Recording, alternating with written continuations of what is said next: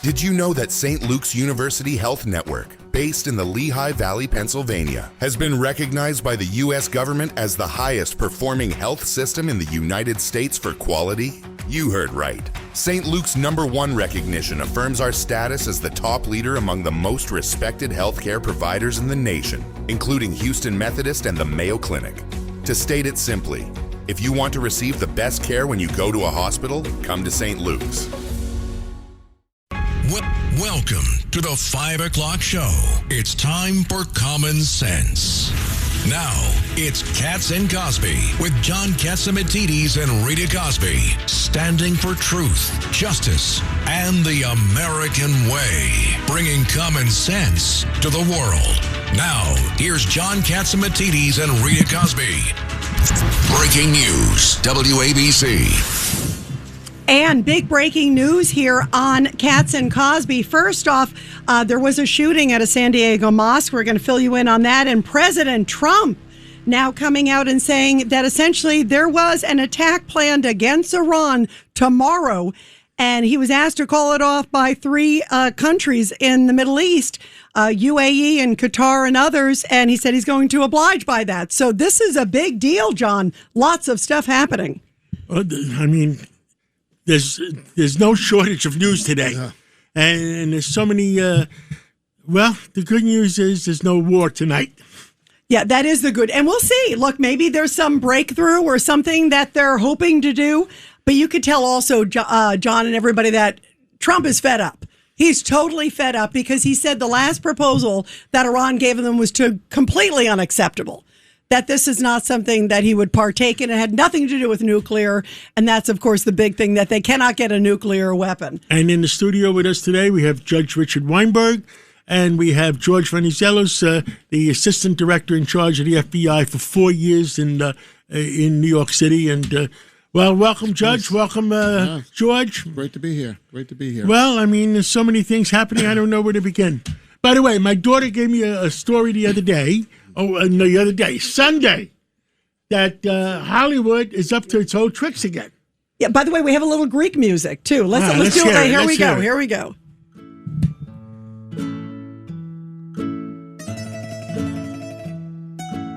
No, that's not the... We're talking about Helen of Troy. I know, but we're playing Greek music they're making because a movie. Better than nothing. I understand the Greek government paid like 13 million euros or something to make this movie, and they did not hire not even one Greek person to be in the movie for Helen of Troy. And John, they did worse. I mean, it's Helen of Troy. Right. It's the history there. And they have a beautiful Lupita Nyong'o. She's a gorgeous woman. She's an African-American. Then in the other role, they have another African-American. It's like they've gone woke. I mean, is this a rewriting of history, John?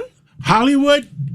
Well, guess Hollywood. not. I'm not going to go see the movie. And I tell all my friends, don't go see the movie. Yeah, why see the movie when it's like it reminded me of the Disney production. Remember the Disney production that happened not that long ago? And it was like all African American. Yeah, Snow White was all African American cast. How about Hamilton? Almost. How about Hamilton, the famous play? Is that called rewriting history, Judge Weinberg? It's called 1984, George Orwell, changing history as you see it right before your eyes. Yeah, scary stuff. Very sad. It is. It's sad because you want people to understand the history, who played the role, understand it authentically. I don't think you should be revising history. Yep. That's my thought on that. And we're going to be talking with Joe Concha, John, about that, too. So I can't wait. We have an action-packed show. We got Dr. Mark Siegel, the latest on Ebola and the hantavirus. I understand the Ebola virus could be something very serious. Yeah, really scary. And especially with all this stuff going around between the hantavirus and Ebola, it's scary. And then we got Francis Suarez, former mayor of Miami, who's going to be talking about Cuba, John, place you know. Well, Cuba, they're saying that after Iran, that President Trump has their sights on Cuba.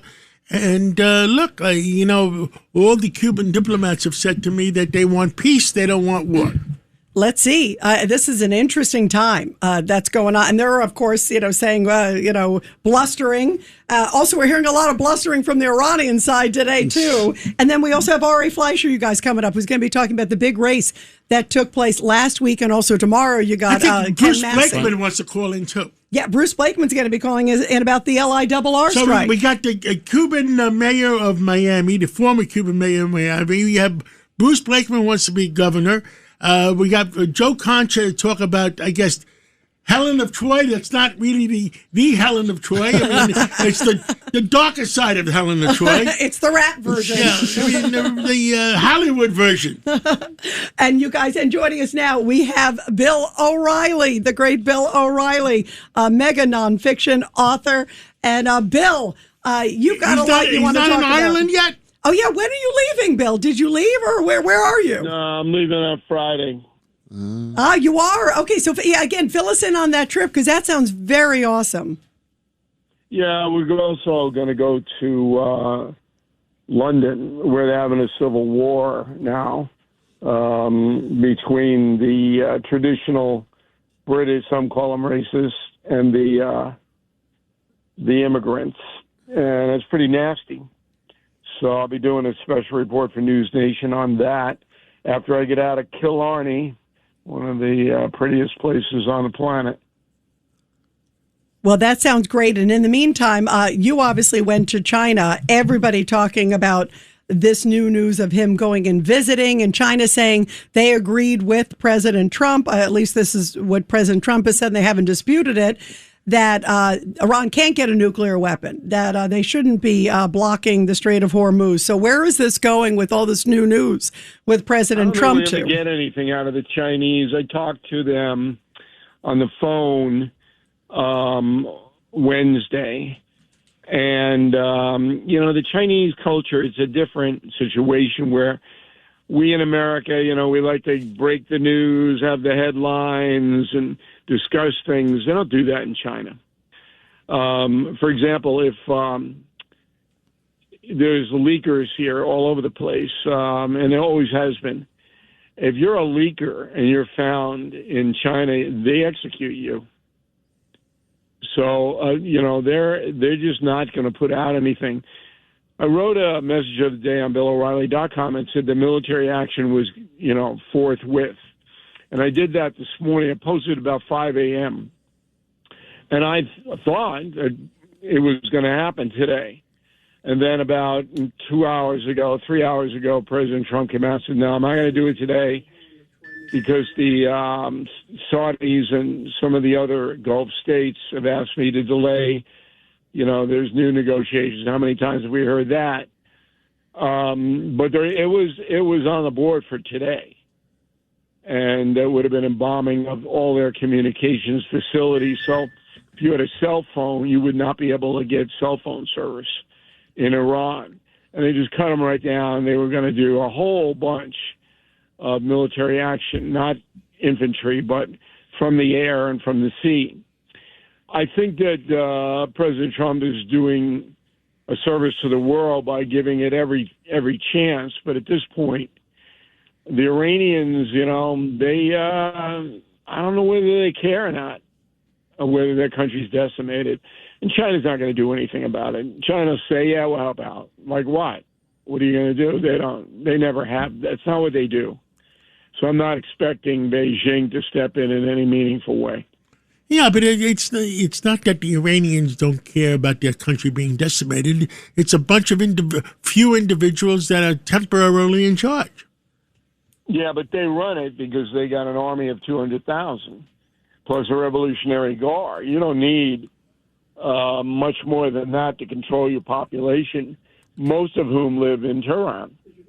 Yep. And they're executing people every day in Iran publicly so that everybody sees you get out of line, you have a rope around your neck. And, but, this is an interesting week in history because Trump has got to do something. Has to.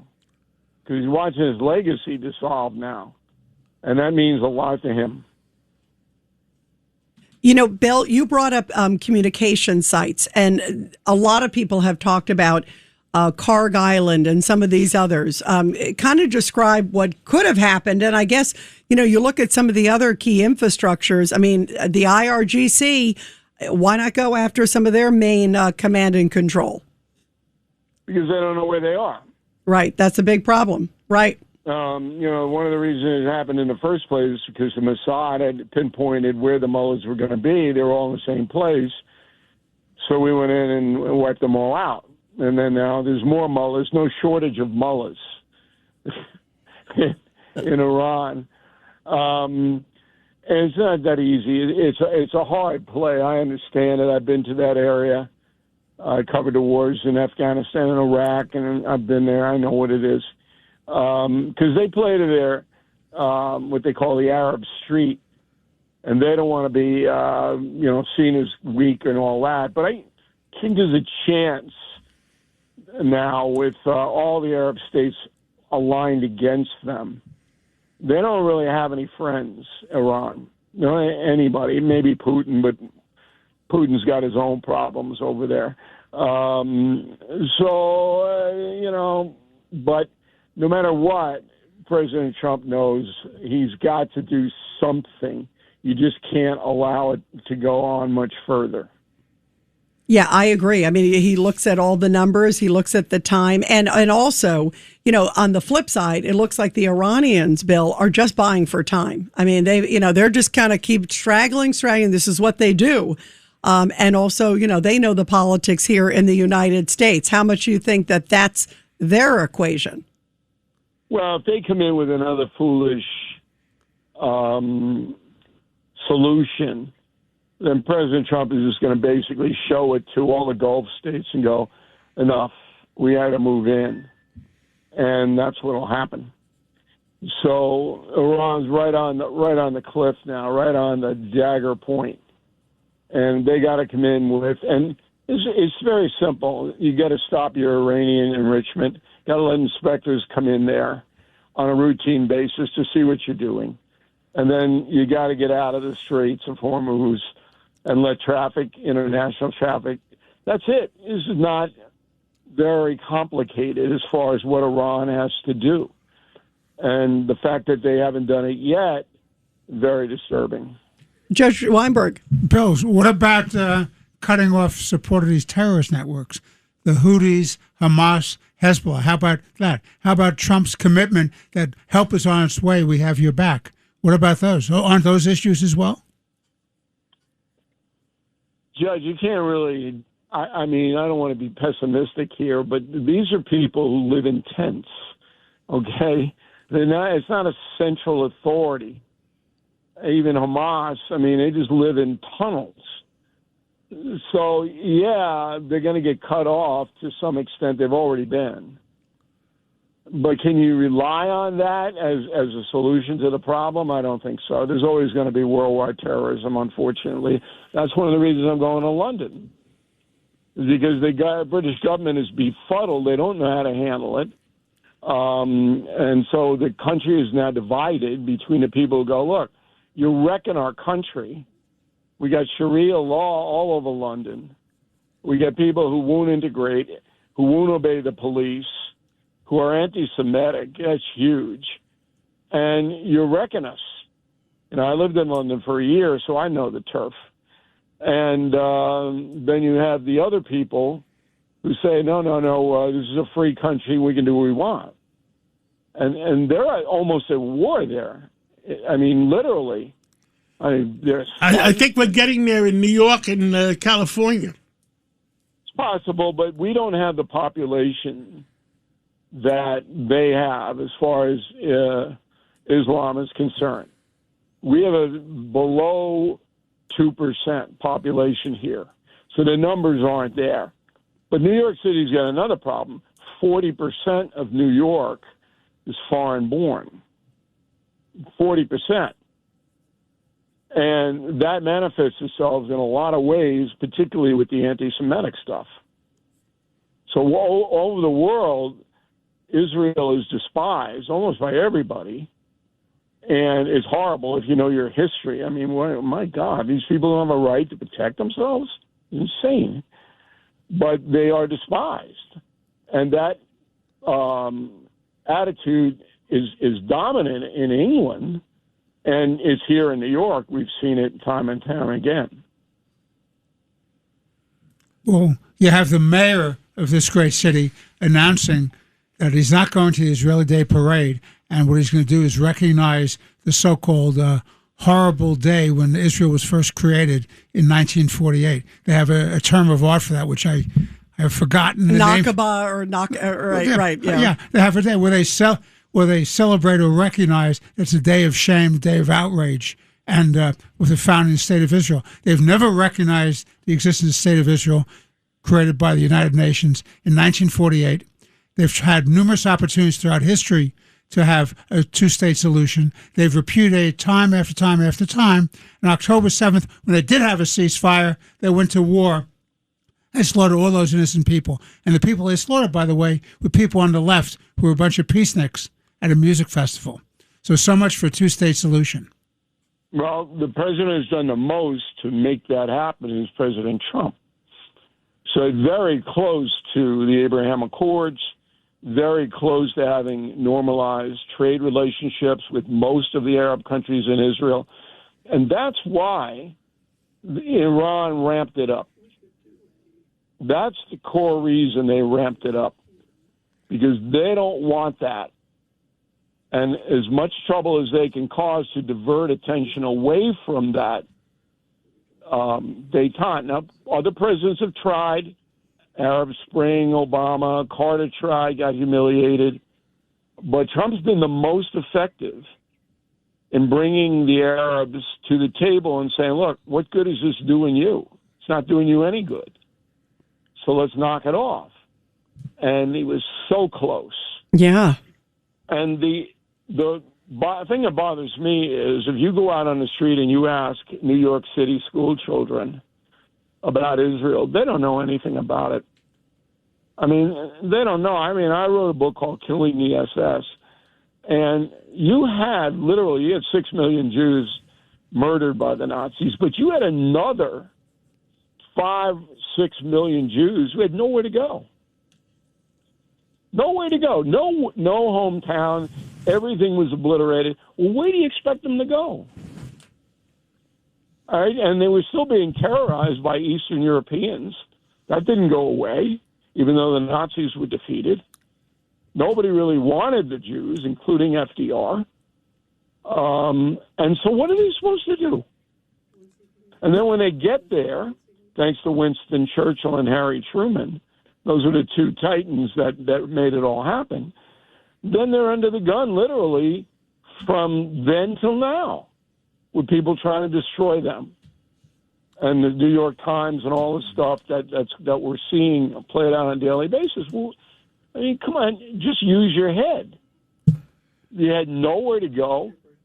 Most of their population was murdered, and you're giving them a hard time because they're in the desert? Come on.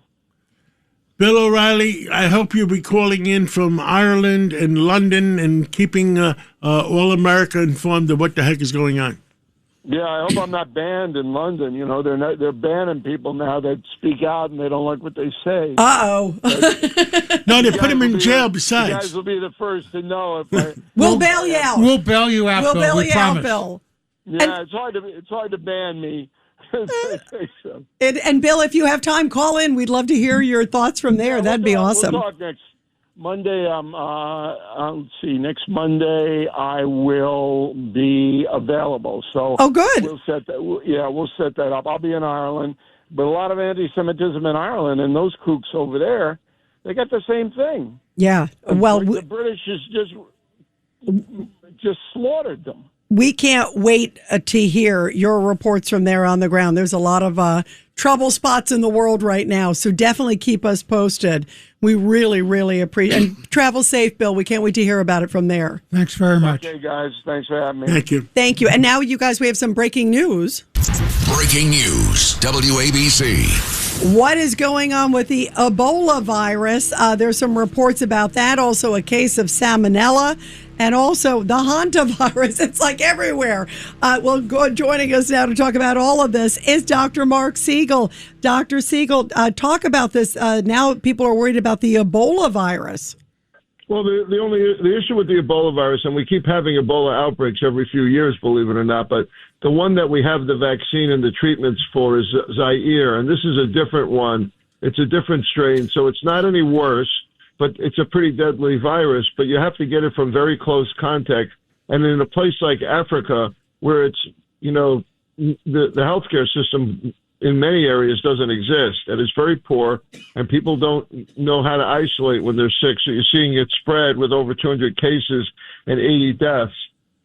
It's not going to come here in any kind of way. I mean, we saw back in 2014 with my friend Craig Spencer that he brought it here. We isolated them in Bellevue, and we never saw any spread from there. So we're not going to see it now. But I think it needs to be looked at because of the fact that we don't have any treatment or vaccine for it. We got some experimental Ebola treatments, but they haven't really made it through clinical trials yet. I'm not worried about it coming here. Now, what other things are you worried about, Doctor? I mean, how about that disease on that cruise ship? The hantavirus? The hantavirus. I've done a ton of interviews on that. I was in Nebraska. I interviewed the people running the quarantine center there. Some of them are heroes. Dr. Brett Major, military guy, went on the plane to bring the people back. He's unbelievable. And they literally got the State Department, and the State Department sent me photos. I was the only one, John, who got privileged photos because you're friends with the president. And then, I got these amazing photos of what this plane was like. They took a 747, gutted it out, put on these big modules, like these containers that were 23,000 pounds, where they could put somebody in and isolate them with negative pressure and get people safe. But I spoke to the ship's doctor yesterday, the guy who said, he raised his hand and said, if you need me, I'm here. Meanwhile, the real ship doctor ended up getting sick, and he had to take over. He was a retired oncologist. I said to him, what was the key? And John, Rita, he said, I have very scant supplies, but what was the key was I went door to door and I made sure everybody on the ship was okay, that they weren't giving into fear, and I felt we were family and we were connected. And that's absolutely the key to real doctoring. I feel like this guy's a hero. I mean, his first day on the job, somebody died, but he helped to keep it contained. And I don't think we're going to see a big outbreak from this. Well, that's good news. Any other good news? Well, that is good news. Both the salmonella thing. Look, this is the time of year when you see outbreaks. I am concerned about the hantavirus, but that's an old virus. It's not new, and the good news there is that it hasn't changed. They looked at it and sequenced it genetically. It's the same one that's been around for decades. You know what I'm afraid of here, John? That the Democrats are using these as opportunities to try to pummel the administration and say, look how vulnerable we are. When meanwhile, it wasn't, that boat was floating around for weeks. That was the European health authorities that didn't figure out it was a hantavirus for 3 weeks, not the U.S. and not the State Department and not the CDC. So I'm worried about that the Democrats and the left-wing media looks for opportunities to look for vulnerability. What do you think about that? Well, you're 100% right. Dr. Siegel, go back to your conference. Thank you for breaking out from your conference to come on WABC, and we love you, and we'll talk again real soon. Thank you, Doctor. Great to be with you guys. Thank you. Too. Bye. And let's take a break, and when we come back, we're going to go to Miami and talk to Suarez. Mayor Francis Suarez. And what the heck is going on with Cuba? You talk, we listen. 77 WABC. A common sense recap of the day's biggest stories. It's John Catsimatidis and Rita Cosby. Cats and Cosby on 77 WABC. Well, let's go to Miami now, and with us today is the former mayor of Miami, Francis Suarez. Well, Mayor Suarez, what the heck is going on with Cuba? Hey, John, it looks like the United States is getting itself ready to take some sort of action if the Cuban leadership doesn't do something about the fact that they have enslaved their people for a generation, that their people are starving without energy, and that they will no longer possess a geopolitical threat to our country, either by acting as a spy base for our adversaries, a narco state, or by exporting the ideology of communism throughout the hemisphere, which creates poverty and pushes illegal immigrants into our country. So that is the defining threat of Cuba. Our Secretary of State, Marco Rubio, knows it all too well, being a Cuban American like myself. And our president is laser focused on creating a generational set of peace and prosperity for our country. And this is a big step in that direction.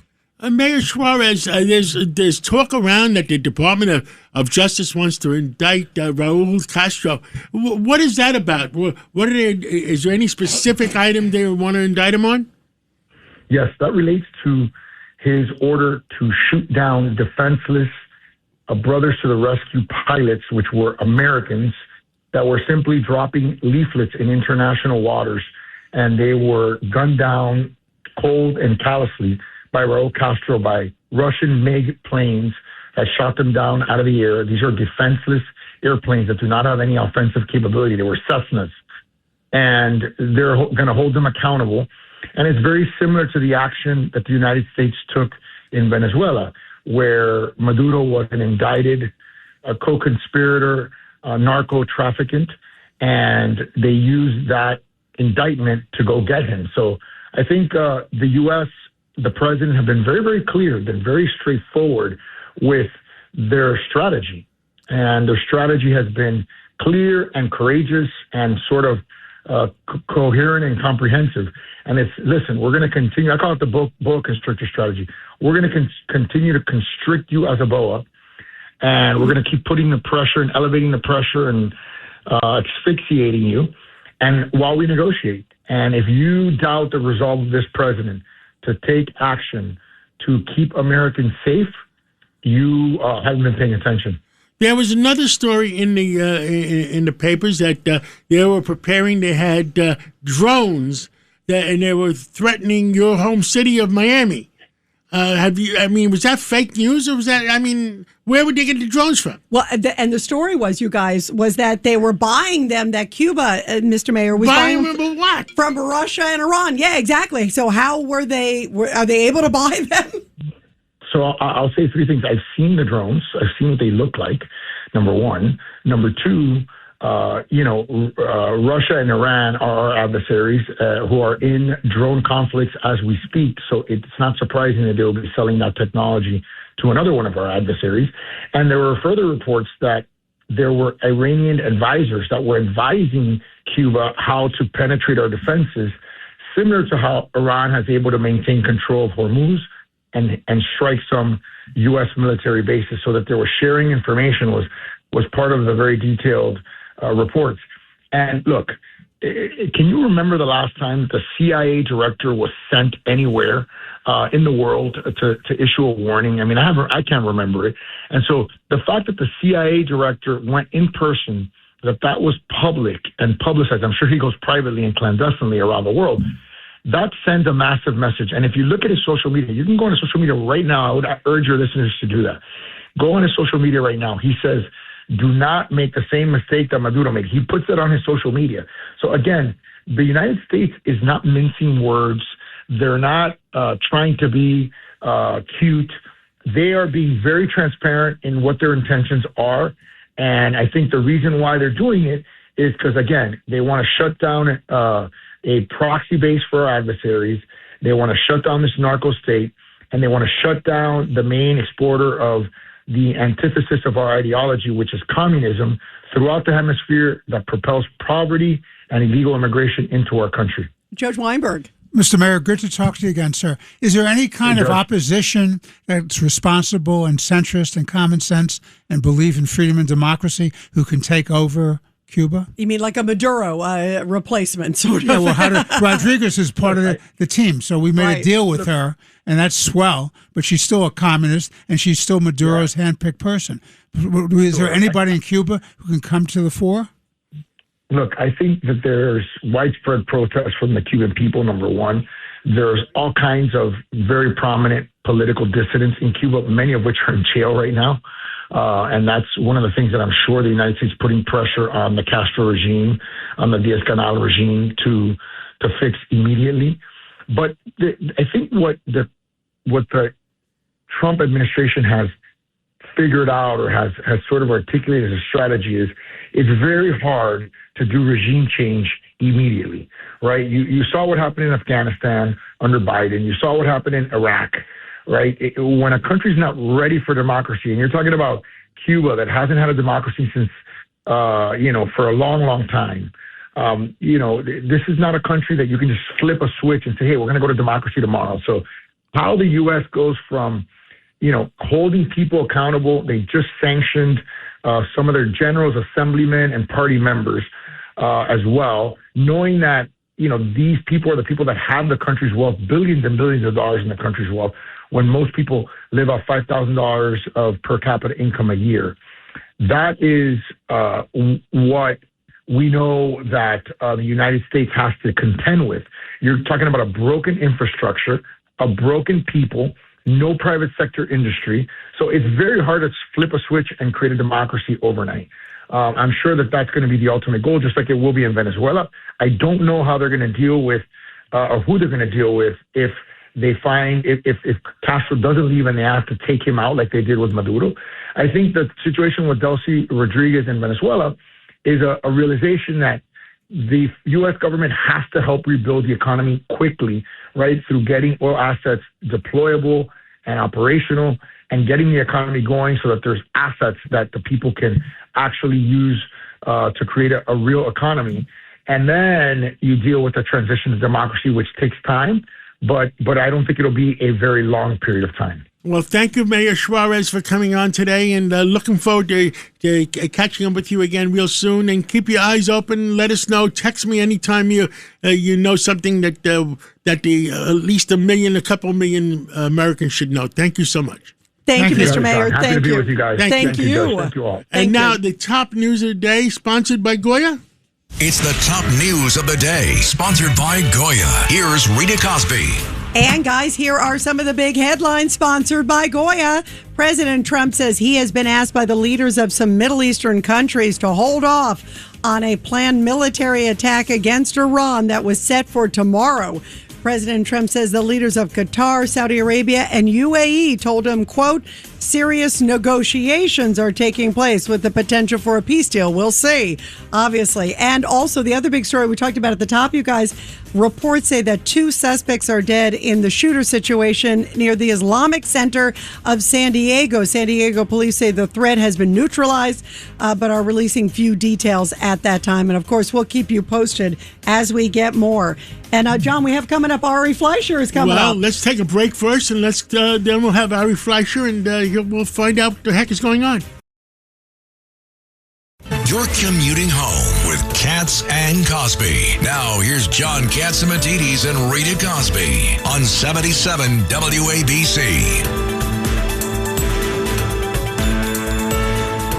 And we are back here on Katz and Cosby. And of course, huge news happening with a lot of these races of late, a lot of the primaries.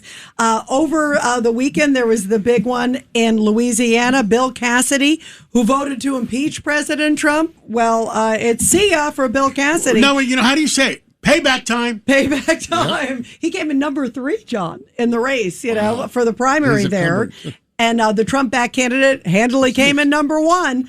Well, joining us to talk about the power of Trump is Ari Fleischer, a former White House press secretary. Ari, this was definitely a win for President Trump. And then tomorrow night, you got Massey. That's a big one who's been a big adversary of his. But Trump is clearly sending a message saying, look, you got to be in line. And also, if you look at what happened in Indiana, he had some big wins there. He's on a roll. Yeah, he's on a roll within his own party. He's been on that roll since he came down the escalator, you could say. It really is an amazing thing. I've worked in politics a long time. I don't think I've ever seen such devotion to a president. Now, in part because the base loves him, and in part, to be fair, the base has shrunk. A lot of the college-educated suburban voters who used to be more or less establishment Republicans have left the party. And so those who remain are the ones who are really loyal to President Trump. And if you're a Republican, you better not cross them. So where the ones that left, where did they go? Because they're certainly not finding a home with the party of Jasmine Crockett and AOC. Well, sadly, they are. I think they won't like those guys, but the Democratic Party has an element to it now that it used to be the college-educated suburban Republican voter. And what's really happened, Rita, is the two parties have changed bases. Republicans used to be the party of the college-educated, upper-income suburban voter. No, those people are Democrats.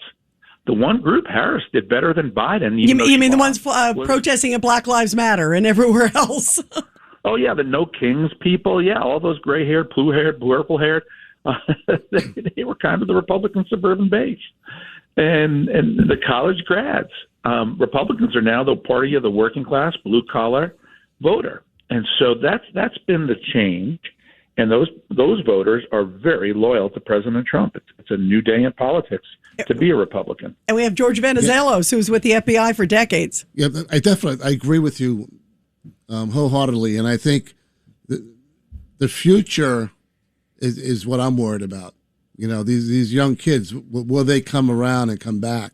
We see in New York, for example, the young kids that put this mayor in power. It's the young kids that are starting to speak up and be more interested in politics where they weren't so during our day. They're up for grabs. And President Trump did a great job in moving young voters in the 2024 election. Right now, all signs in 2026 look like they're moving back toward the Democrat camp. But that's okay. These fights don't just crisply end in 2 years and a new pattern is set for the next generation. They're jump ball and they're worth fighting over. And that's where Republicans have got to get together and define who they are going to be as a party in the post-Trump world. It's going to be a populist, working class, much more blue-collar party. And Democrats have this great problem, which Republicans need to take advantage of, where socialism is dominating and defining who they are. And so that's going to be the shape of politics to come. We had someone on last week, do you remember, guys, who said it's going to be a choice in November of sane and insane. I think that's what it comes to. Common sense versus crazy. What's happening the Democratic Party is being run by the Democratic Socialists. And the only way that the Democratic Party can make a comeback is what happened in 1984 when Reagan won 49 states and actually almost won the 50th state, too. Right. Yeah, it's not just socialists. It's also anti-Semites. The Democratic Party has turned its back on Israel. It's really hard to find a pro-Israel supporter inside the Democratic Party anymore. And if you're not a socialist, you're a progressive. And if you're a progressive, that means you want men to compete against women in sports, you're for open borders. John Fetterman is the only Democrat left who just sounds different, but he's really just an echo of the Democrats from 10, 15, 20 years ago. The things that Bill Clinton used to regularly say. Yep. That tells you how far the Democrats have changed. Yeah, boy, have they ever. Judge Weinberg.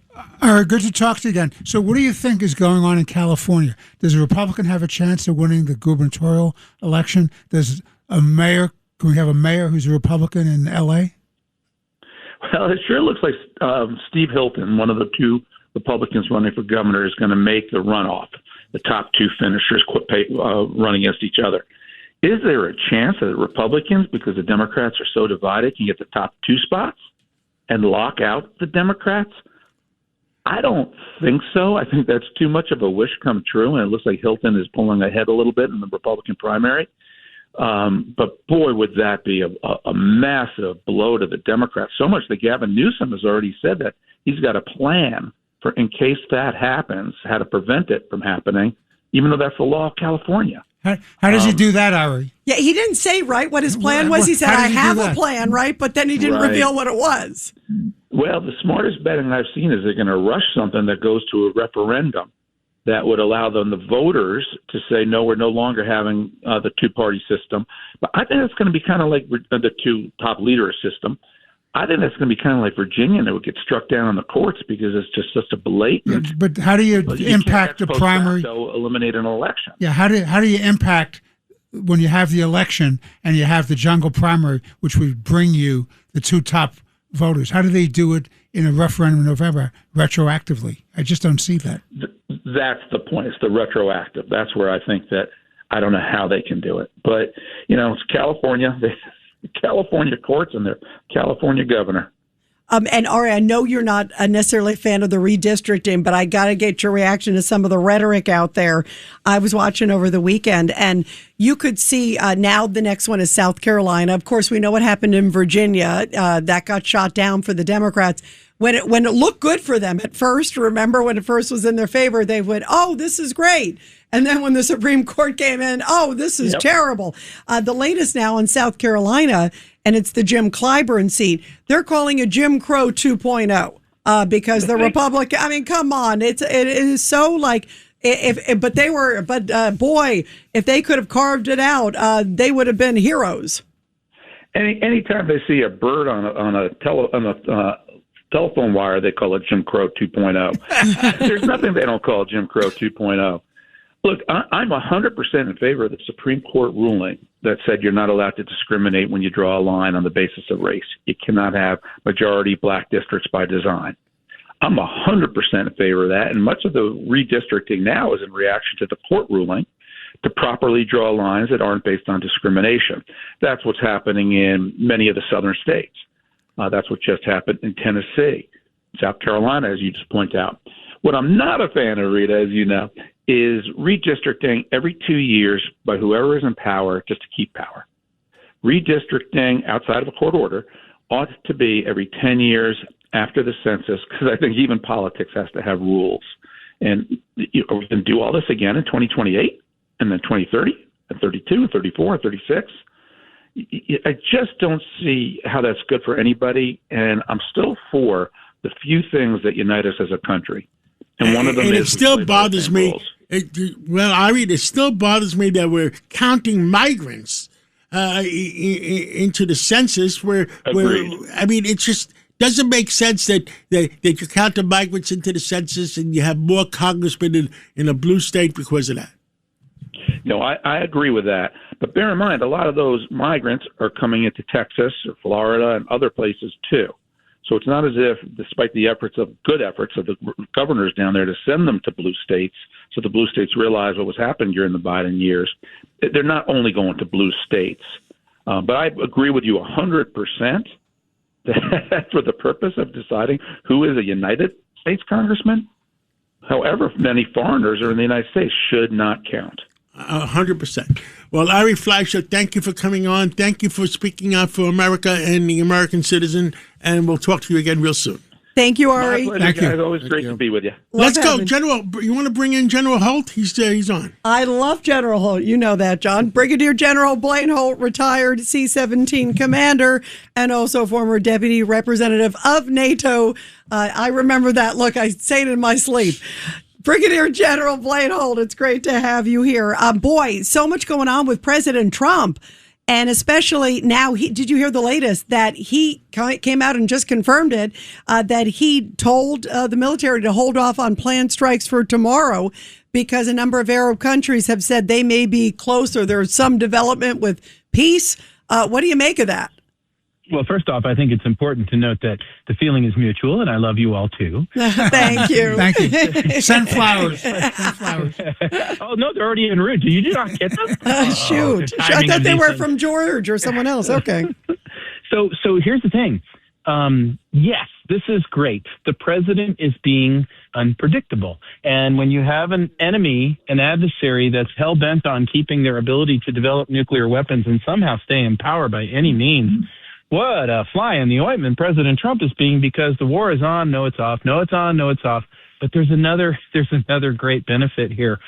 You have all these financialists and globalists that Scott Bessent is taking on with money laundering for the IRGC, Lloyd's of London monopolies closing the straits. And how frustrating it must be that President Trump's social media posts swing the market against their algorithms at all times, costing them billions and billions of dollars. Meanwhile, you have the Arab states coming into this thing and saying, hey, you know what? There might be something here. Give it a go. And it doesn't mean the gun's not cocked and we don't have the targets identified and we're not all ready. We are, and we've had a nice break, and we've refreshed some forces, and carrier groups are swapped out. It's a new day. We're ready to go, ready to close the deal, and that's what I think you're seeing is the beginning of the end for this thing. So what do you think are some of the potential targets in the bullseye if it does indeed go through? I mean, there's so many different things. We were just talking with Bill O'Reilly at the top, like Carg Island, cell communication. He was even talking about what about some of the IRGC, which is tough to locate, but worth going after for sure. Well, I don't breathe the rarefied air of the 4-star generals, but a 1-star piece of advice that I would give is you got to go after Carg Island right away. And I mean, like yesterday. And the reason is the Iranians are now in a desperate attempt to save their oil wells. They're dumping hundreds of thousands of barrels of oil into the Straits of Hormuz. And by securing Carg Island and getting empty tankers up to drain those storage facilities, it's not that we're helping our enemy, it's that we're helping the free Iranian people who are going to take this country back on their own, have an economy. Wait, there's another thing. We keep China on the sidelines because they don't have to worry that 18% of their energy stocks are going to go up in smoke. So that, to me, is the center of gravity that matters above everything. After that, it's the Straits of Hormuz. And then after that, the free Iranian people will welcome us into the country. We'll get that uranium. Now, strategically, and you've been there, they're estimating, 200,000 troops in the IRG? Yeah, they swing that wildly. I've heard estimates of 1.5 million. The point is they're not getting paid. And so how long are you going to wear the patch of the IRGC and swear that you're a member of the regime when you see the regime is getting hammered, that the IRGC is at their throats and vice versa? And with no money flowing, doesn't the free Iranian people and the resistance forces look a whole lot better all the time? Wouldn't you like to ingratiate yourselves with them by bringing a few weapons and some ammo with you? And I think that below the substrate, John, that's exactly what we see happening. Either that or we have a gun buyback program. Yeah, or we'll deliver them via C-17 like we did in Afghanistan for the Northern Alliance, 30 minutes or it's free. Well, thank you so much for coming on, and keep your eyes open and let us know what the heck is going on. I feel, sir. Thank you. And John, this is a wild story. Here's some breaking news. Breaking news, WABC. Well, Luigi Mangione, of course, who's accused of killing the healthcare CEO, Brian Thompson. He was in court today. Wild situation there. But in addition to this, it just turns out that some of the people who got press passes are some of these fanatical fans because some of them write also for different Substacks. They're independents. Wait. Let me figure this out. The city of New York issued press passes to the people supporting Luigi Mangione.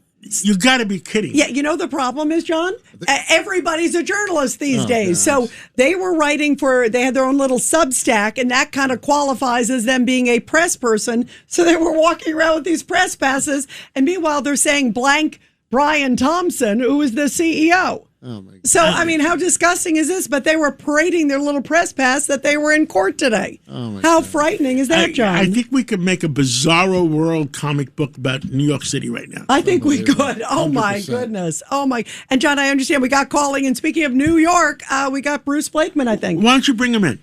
And joining us now here on Katz and Cosby is Bruce Blakeman, of course, Republican gubernatorial candidate for New York. Bruce, what do you make of this LIRR strike? And you had an interesting proposal about congestion pricing. Well, first of all, it never should have happened. Kathy Hochul, it's a total lack of leadership on her part.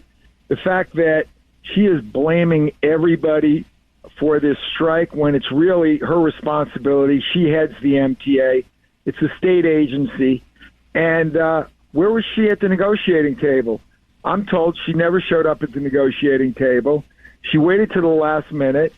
And now we're in a situation where hundreds of thousands of people that are commuters are inconvenienced. And then think about all the traffic that it's created throughout the metropolitan area. It's a terrible situation. And Rita, think about this.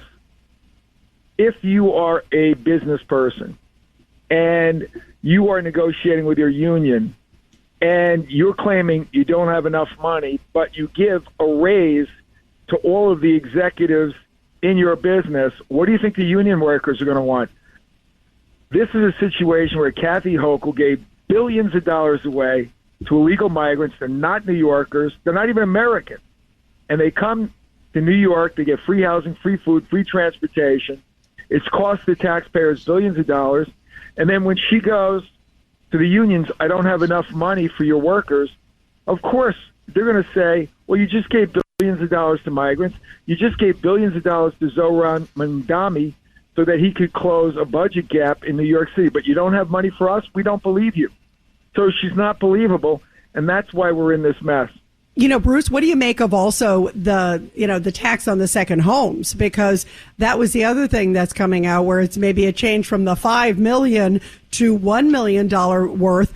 I wish we could buy a whole bunch for $1 million in New York, but a lot of New York homes that are $1 million are not great. So this isn't just taxing the rich. This is well extending beyond that. Well, Kathy Hochul's plan is to tax the middle class. Her hope was that she would be running against a weak candidate for governor and that she would sail into re-election. But you compare her record of the highest tax state in America, the fact that our electric bills are 70% higher, 70% higher than the national average. We are number 41 out of 50 states in economic development. She's had a corrections officer strike. She's had a nurses strike. And now she's got a Teamster and railroad workers strike. She doesn't know how to run any kind of a big organization, and the state is suffering, and that's why we have a strike. And now she's running rich people out of the state, and now she's running middle-class people out of the state with a tax where if you buy a house for $1 million or more, there's a tax on that transaction if it is not financed, if there is no mortgage. Well, there's a lot of people that don't want to go into debt, that may save up to buy a house, and it's completely unfair that she would put a tax on them, but not on somebody that was buying the same house for the same price, but they decided to put a mortgage on it. It's just the whole aspect of her 4 years have made everybody miserable. Well, Bruce Blakeman, we wish you so much luck. Republican gubernatorial candidate. It's going to be a busy time between now and November, that is for sure. And there are a lot of big issues. And you're right, the exodus definitely continues from New York, and we want to keep the good people from departing. They need to stay here. Bruce, thank you very much. Great to have you here. Thank you, Rita. Thank you, John. Appreciate it. Thank you, Bruce, so much. Awesome. And let's see what happens with this strike. What a mess. 300,000 to 400,000 commuters being paralyzed by the LIRR, George. Wow. That's a big deal. And tomorrow's a big Knicks playoff game, and then people are worried about how do they get to the game. What a mess. Yeah. What a mess. Let's see where it goes. What do you think, Judge? I think it costs you tens and tens of millions of dollars every day that you have a strike. Yeah, it's bad for the economy. It's bad. Remember, they're having enough trouble balancing the budgets all across the country. The state budget is in trouble. You have a lot of gimmicks with respect to the city budget.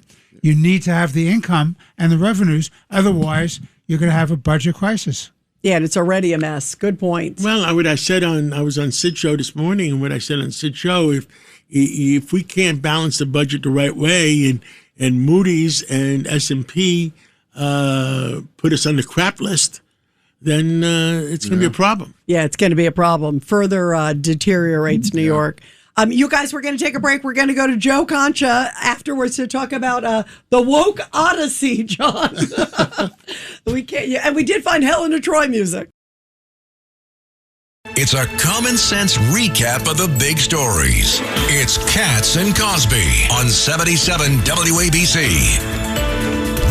Breaking news, WABC. And guys, this just in, former LAPD detective Mark Furman, of course, who rose to infamy, remember, during all the O.J. Simpson cases, he has passed away at the age of 74. I interviewed Mark Furman many times when I was at Fox News. He was a legal analyst there for a long time. Too many people dying at a very early age. Yeah, apparently, John, aggressive form of cancer, it says that he passed away from a very aggressive form of cancer. Wow. Very, very sad. And you guys... did you ever find the right music for Helen of Troy? I think we did. Here it is. You tell us.